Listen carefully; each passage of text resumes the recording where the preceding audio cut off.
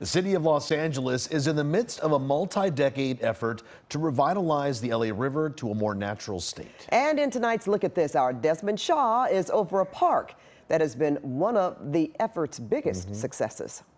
We'll take a look at this large open space. This is Rio de Los Angeles State Park near the junction of the 5 and the 110 freeways. This is one of the last remaining open spaces along the LA River and a big part of the effort to revitalize the river itself. Set on close to 250 acres, it opened in 2007 after sitting vacant for decades. This was all previously part of a massive rail facility that was known as the Taylor Yard, remnants of which you can still make out today. The Taylor Yard opened in 1911 and it helped turn Los Angeles into an industrial powerhouse in the lead up to World War II.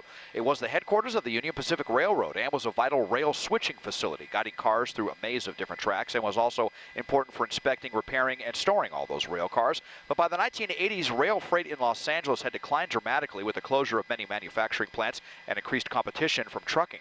Taylor Yard was closed and demolished in 1988. Despite being heavily polluted, nature began reclaiming the land, and in 2000, dozens of community and environmental advocacy groups petitioned the city and state to not only turn this into a park, but also to use it as a jumping-off point for the larger effort to restore the LA River.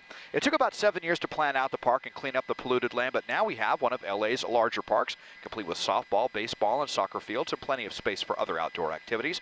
And according to Urbanize LA, there are even more park plans in the pipeline with the Paseo del Rio Greenway, which will transform an additional 12 acres of the old Taylor Yard into a green public space that will include community gathering spots, nature trails with access to wetlands, and an entrance pavilion near the river. The Paseo del Rio is expected to open in 2026.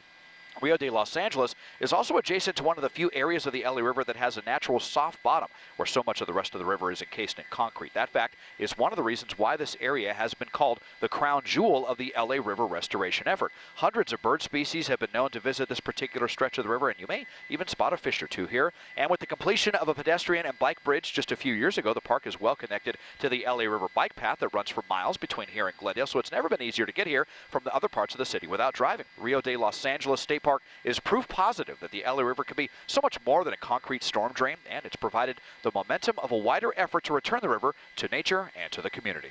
Taking a look at this from SkyCal, I'm Desmond Shaw. And if you'd like Desmond to take a look at something interesting in your neighborhood, just write us at lookatthis@cbs.com.